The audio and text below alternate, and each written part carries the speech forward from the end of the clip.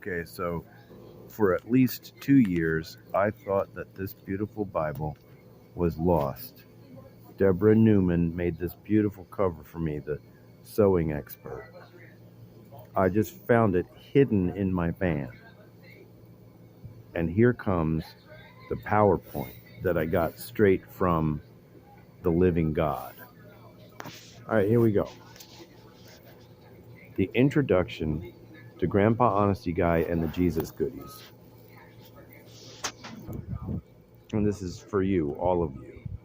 The living God is with you, especially those who feel some special touch from the Spirit, wanting to live with the friendship of God and the guidance on the inside. The living God is with you, but have your teachers taught, led, and caused you to become disobedient? My elders, my teachers, my leaders, my fathers, through ignorance, caused me to act disobediently. I am a learner. I am an enthusiastic researcher and learner. I am on dialysis and I am dying, just like everybody else in the world. The living God is with me. I am now more courageous right now today. Right now today, April 2024, I am now more courageous and more wise than the elders and the fathers and the leaders and the teachers who were ignorant and unaware of the complex list of the Jesus goodies.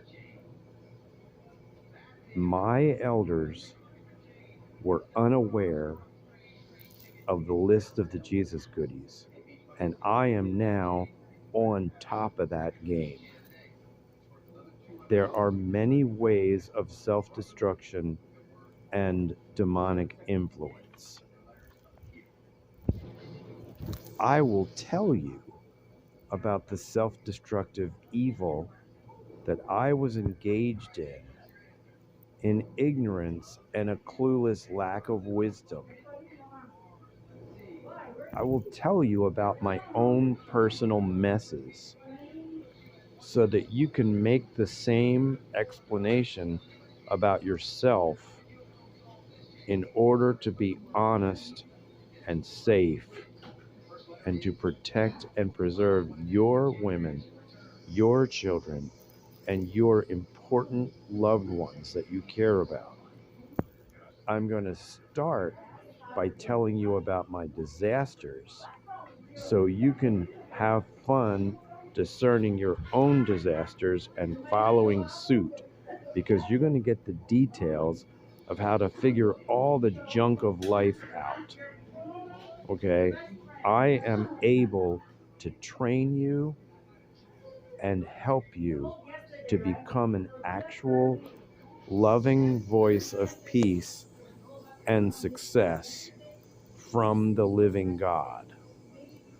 I am able to train you and help you to become an actual loving voice of peace and success from the living God as you live your life.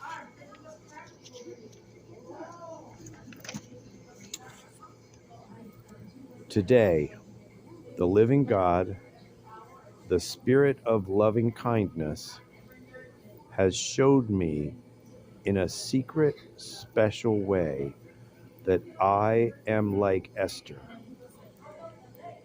and that I have gotten favor with the king.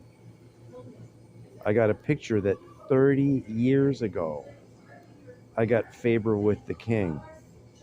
That might sound like a nuts idea, a crazy idea to you. I don't blame you if you feel negative about this statement. But this miracle from Adonai the King and friend Yeshua right now, today, this moment, in my dialysis chair. I'm in my dialysis chair, hanging out with the people in the chairs. This day, this miracle from Adonai the King and friend Yeshua has given me a new power, a new courage, a gift of great strength, new confidence. He told me, tell them that you came into the king's presence. The king saw you fainting and afraid and fearful.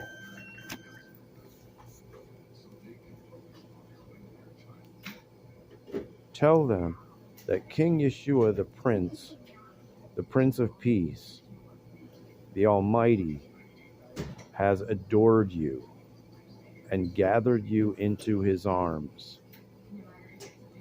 Now, it is written in the NRSV Bible, which has Esther with additions. In Esther with additions. Where is this? Esther chapter 15, which is where Esther approaches the king.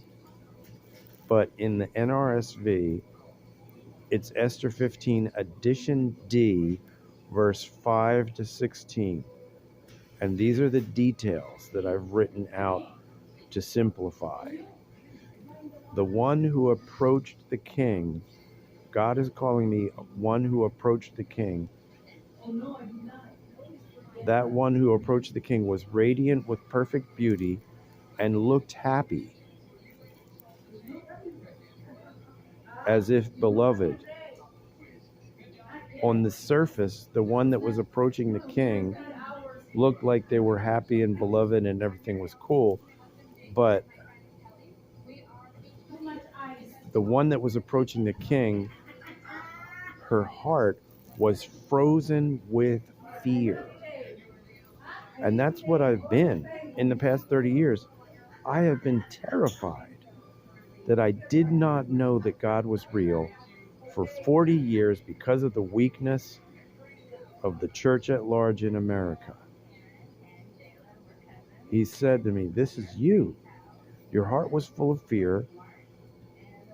He, the king, when the special one approached, he was amazing and terrifying, and he looked at the one approaching him in fierce anger, furious. He looked at the one approaching in fierce anger, furious. The one approaching faltered and turned pale and faint and collapsed. God changed the spirit of the king from fierce anger to gentleness. And the king, with alarm, he sprang from the throne. He got up and ran toward the suffering one. He took the one in his arms and comforted with soothing words. I am your husband. Take courage. You shall not die. Then he raised the golden scepter and touched the neck of the one who approached him. She honored him intensely and fainted and fell. After she was blessed by him, she was knocked out. Then the king, when she fainted after she was blessed, then the king was agitated for the one. I will give you half the kingdom. I will give you anything that you want up to half the kingdom. And that was the statement that came to me today. Now here, cowardly, timid, and fearful, This is when you go to Revelation 21:8, the first people that are going to be in the lake of burning sulfur are people who are cowardly, timid, and fearful, lacking courage and lacking boldness. And God has just given me a gift of courage and boldness that I have never had in the past 30 years. That was my experience with the first 14 years of life with Christianity. The people around me were cowardly and timid and fearful. Make a list of the stuff that the church people refused to talk about. Make a list of the stuff that they just wouldn't talk about because they were lacking courage, lacking boldness, cowardly, timid, and fearful. It is so wonderful. But they did not tell me or prepare me for the two pleasures. They did not tell me and prepare me for the higher pleasure of singleness like Yeshua, full of Ruach HaKodesh and power. And I'm talking right here about, they did not tell me about the pleasure of the marriage bed connected with the pleasure of the Holy Spirit, which are two pleasures together. And even the higher pleasure of singleness like Yeshua, full of Ruach HaKodesh and power. The wonderful enjoyment for a man form, man body, is the two pleasures.